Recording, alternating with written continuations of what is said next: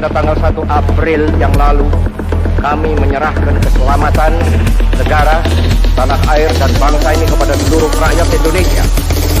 Selama kami di luar negeri, kami memperhatikan benar-benar segala kejadian-kejadian di tanah air.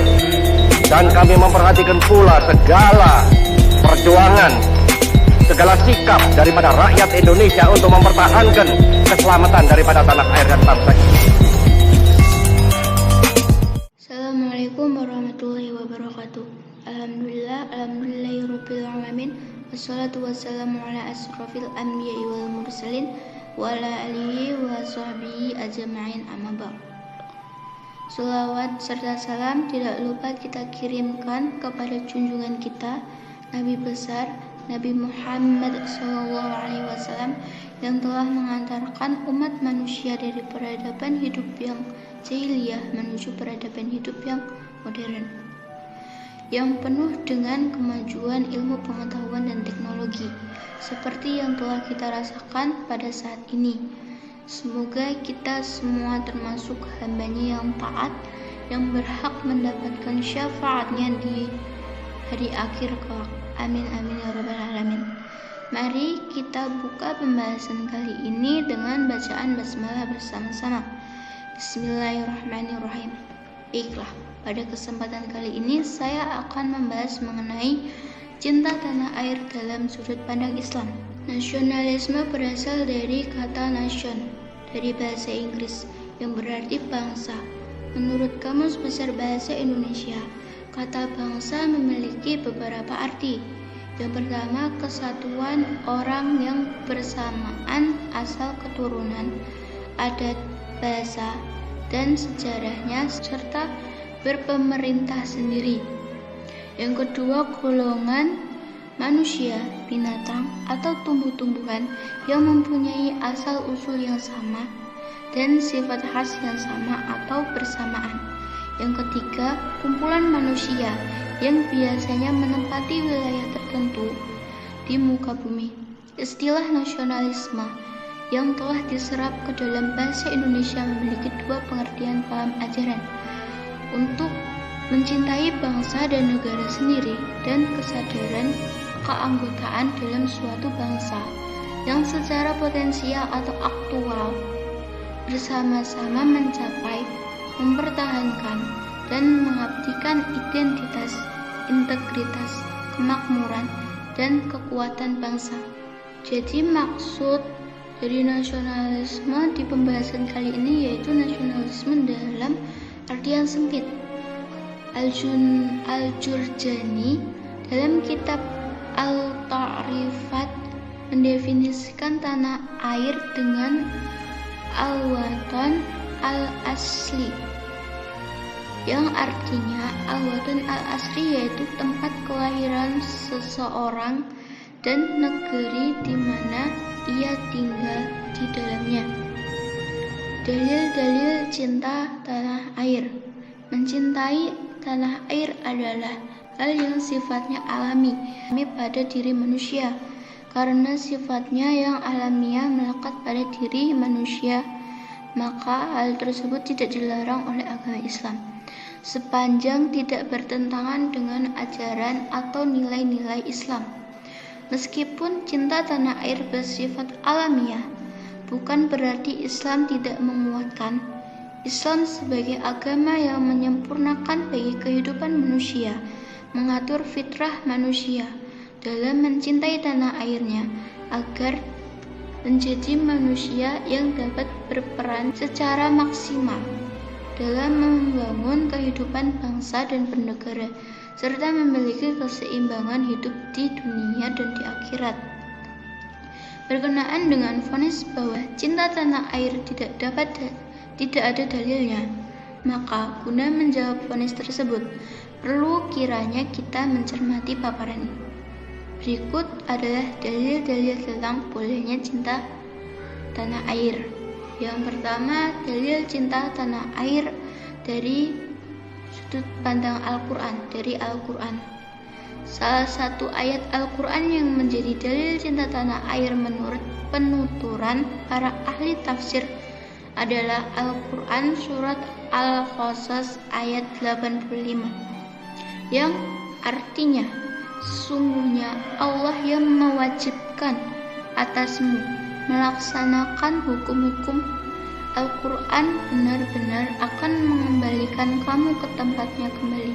Syekh Ismail Haqqi Al-Hanafi Al-Qalwati di dalam tafsirnya Ruhul Bayan mengatakan di dalam tafsirnya ayat Al-Quran surat Al-Qasas ayat 85 terdapat suatu petunjuk atau isyarat bahwa cinta tanah air sebagian dari iman.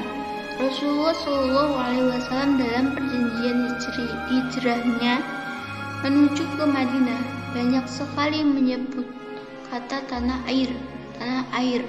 Kemudian Allah Subhanahu Wa Taala mewujudkan permohonannya dengan kembali ke Mekah. Sahabat Umar berkata, jika bukan karena cinta tanah air niscaya akan rusak negeri yang jelek gersang, maka sebab cinta tanah airlah dibangunlah negeri-negeri.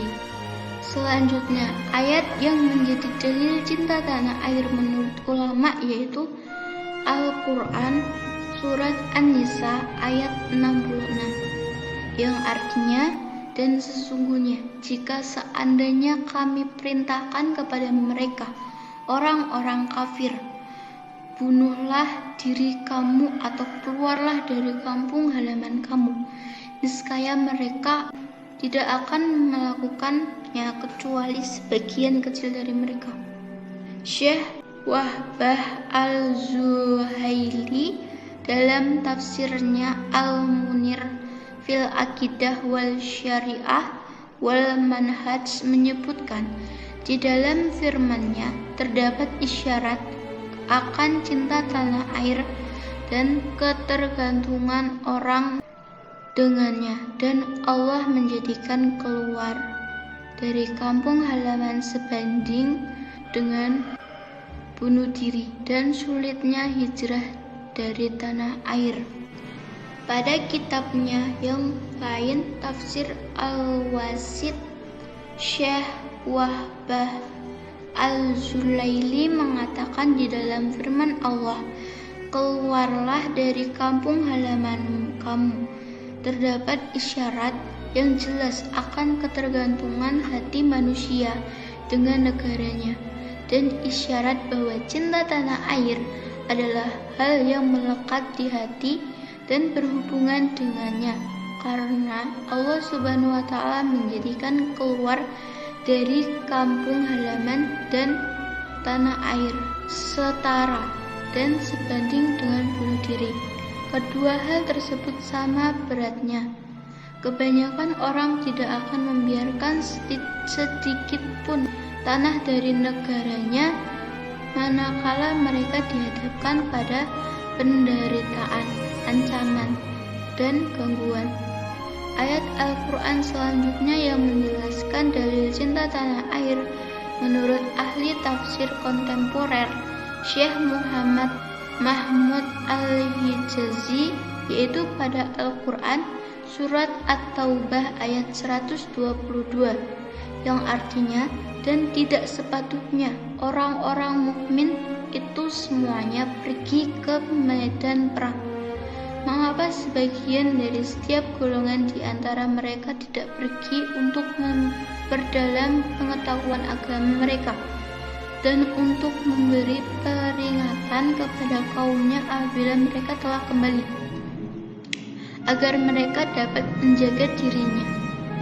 Syekh Muhammad Mahmud Al-Hijazi dalam tafsir Al-Wadli menjelaskan ayat di atas sebagai berikut. Artinya, ayat tersebut mengisyaratkan bahwa belajar ilmu adalah suatu kewajiban bagi umat secara keseluruhan, kewajiban yang tidak mengurangi kewajiban jihad, dan mempertahankan tanah air juga merupakan kewajiban yang suci, karena tanah air membutuhkan orang yang berjuang dengan pedang atau senjata, dan juga orang yang berjuang dengan argumentasi dan dalil. Bahwasanya memperkokoh moralitas jiwa, menanamkan nasionalisme dan gemar berkorban, mencetak generasi yang berwawasan cinta tanah air sebagai bagian dari iman, serta mempertahankannya. Cinta tanah air adalah kewajiban yang suci. Inilah fondasi bangunan umat dan pilar kemerdekaan mereka. Ayat di atas bagaimana telah dijelaskan oleh para musafir dalam kitab tafsirnya masing-masing merupakan dalil cinta tanah air di dalam Al-Quran Al-Karim. Yang kedua, dalil cinta tanah air dari hadis. Berikut ini adalah hadis yang menjadi dalil cinta tanah air menurut penjelasan para ulama ahli hadis yang dikupas tuntas secara gamblang.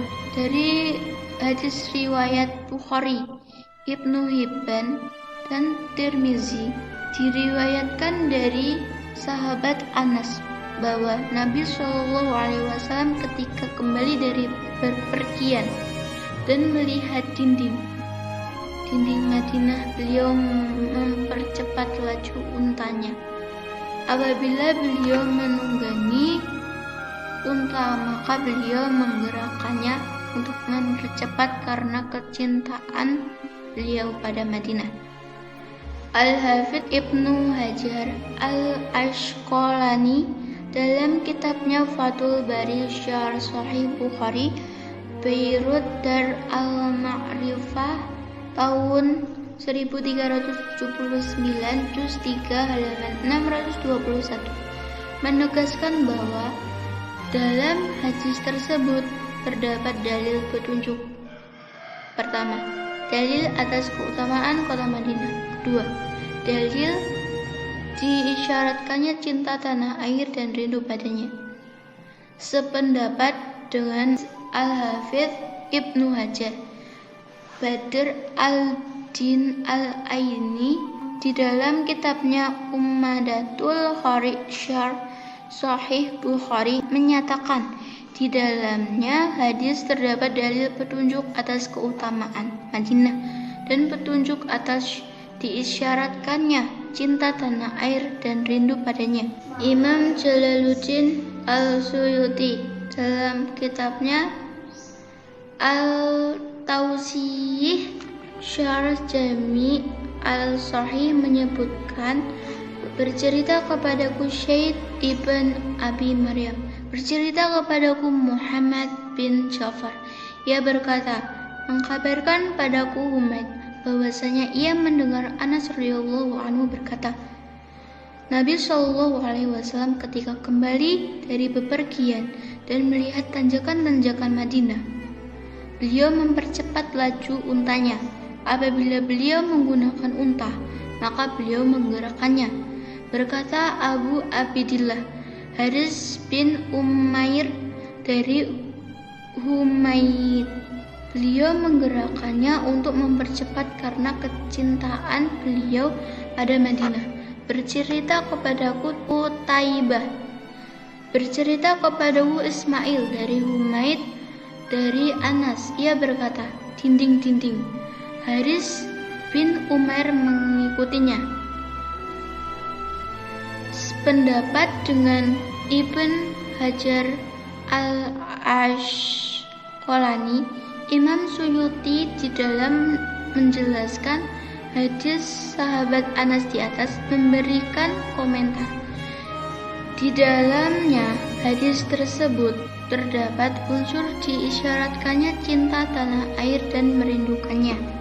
Ungkapan yang sama juga disampaikan oleh Syekh Abu Al-Ula Muhammad Abd Al-Rahman Al-Mubarakfuri dalam kitabnya Tuhfatul Ahwadi Syarh At-Tirmizi, Beirut Dar Al-Kutub Al-Ilmiyah, juz 9 halaman 283. Hadis berikutnya menjadi dalil cinta tanah air, yaitu hadis riwayat Ibn Ishaq. Sebagaimana disampaikan Abu Al-Qasim Syikabuddin Abdurrahman bin Ismail yang masyhur dengan Abu Syamah dalam kitabnya Syarhul Hadis Al-Muqtafa fi Mab'atsil Nabi Al-Muqtafa berikut. Al-Suhaili berkata, dan di dalam hadis tentang Waraqah bahwasanya ia berkata kepada Rasulullah, sungguh engkau akan didustakan. Nabi tidak berkata sedikit pun. Lalu ia berkata lagi, dan sesungguhnya engkau akan disakiti. Nabi pun tidak berkata apapun. Lalu ia berkata, sungguh engkau akan diusir. Kemudian Nabi menjawab, apa mereka akan mengusirku? Al-Suhaili mengatakan, disinilah terdapat dalil atas cinta tanah air dan beratnya memisahkannya dari hati. Abdurrahman bin Husain Al-Iraqi di dalam kitabnya Tatsrib fi Syarh Taqribil Asanid wa Tartibil Masanid pada hadis yang sama juga mengutip pendapat Al-Suhaili, yang artinya Al-Suhaili berkata, disinilah terdapat dalil atas cinta tanah air dan beratnya memisahkannya dari hati. Pemaparan di atas menunjukkan bahwa cinta tanah air memiliki dalil yang bersumber dari Al-Quran dan hadis, sebagaimana ditegaskan oleh para ulama seperti Al-Hafiz Ibnu Hajar Al-Asqalani, Imam Jalaluddin Al-Suyuti, Abdurrahman Al-Iraqi, Syekh Ismail Haqqi Al-Hanafi, dan yang lainnya, sehingga vonis cinta tanah air tidak ada dalilnya, jelas tidak benar dan tidak berdasar. Yang ketiga, ada cinta tanah air dari ijtihad.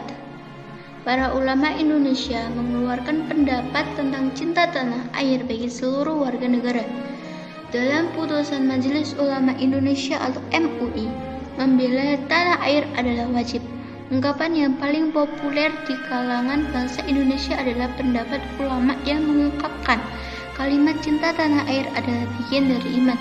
Jika dilihat dari makna katanya, kalimat hub mempunyai arti cinta atau senang atau rasa memiliki. Al-Watan dapat diartikan sebagai tanah air atau tanah tumpah darah ataupun tanah kelahiran. Min merupakan huruf jar yang dapat diartikan sebagai atau sebagian dari kata al-iman, berarti kepercayaan atau ketauhidan. Iman juga berarti perasaan, kepercayaan tertinggi manusia pada Tuhannya. Sedangkan apabila dilihat menjadi satu kesatuan kalimat, maka hub al-watan minal iman dapat berarti cinta tanah air adalah sebagian dari iman. Ijtihad ulama tersebut tidak terlepas dari fatwa resolusi Ijtihad NU yang dikeluarkan dari Ki Hajar Hashim Asy-Syi'ari pada tahun 1945. Makna resolusi ijtihad tersebut berarti kewajiban setiap umat Islam untuk berjuang membela negara dan bangsa Indonesia dalam menghadapi penjajahan Belanda dan Jepang. Resolusi ijtihad tersebut menjadi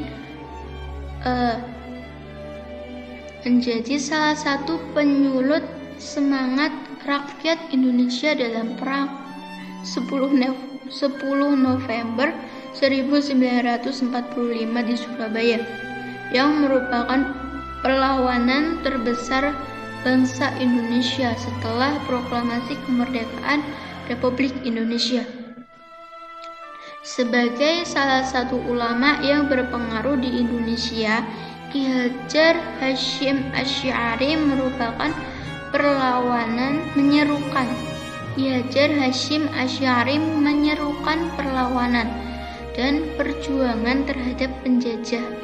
Maka yang terkandung dalam bait Hub al-Waton adalah sebuah penghambaan manusia terhadap Tuhannya. Hal ini bukan berarti menjadikan tanah air sebagai Tuhan atau sesembahan, melainkan mewujudkan perasaan cinta kepada Tuhan. Cinta terhadap Tuhan adalah suatu kewajiban seorang manusia.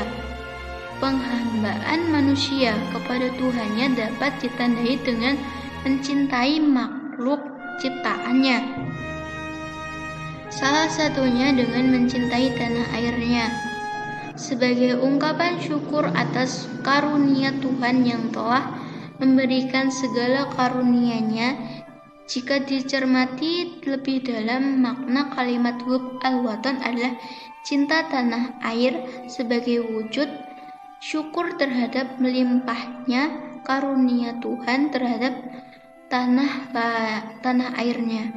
Hal ini juga sesuai dengan maqasid asy-syariah, di antaranya menjaga agama, nyawa, harta benda, keturunan, dan tanah airnya. Demikian yang dapat saya sampaikan pada kesempatan kali ini. Semoga dapat bermanfaat bagi kita semua dan dapat menambah wawasan pengetahuan kita mengenai cinta tanah air dari sudut pandang Islam. Amin amin ya rabbal alamin. Kurang lebihnya saya mohon maaf yang sebesar-besarnya. Yang benar datangnya dari Allah Subhanahu wa Ta'ala, dan yang salah, hilaf atau kekeliruan itu datangnya dari saya pribadi. Mari kita tutup pembahasan pada kesempatan kali ini dengan mengucapkan hamdalah bersama-sama. Alhamdulillahirabbil alamin. Akhirul kalam. Wassalamualaikum warahmatullahi wabarakatuh.